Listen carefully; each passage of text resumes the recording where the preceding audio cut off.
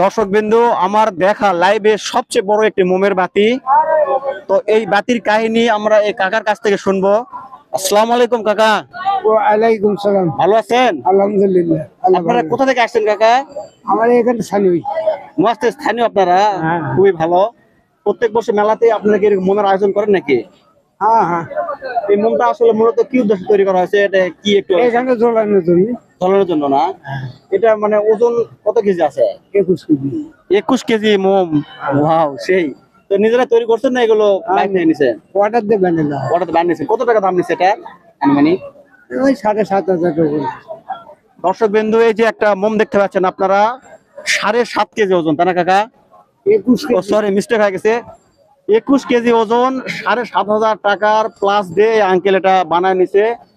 আমার কাছে খুবই ভালো লাগছে মোমটা। আপনাদের কাছে মোমটা কেমন লাগলো একটু কমেন্ট করে জানাবেন। আর কাকার জন্য দোয়া করবেন যেন কাকা দীর্ঘায়ু লাভ করেন। ঠিক আছে, ওকে, ধন্যবাদ।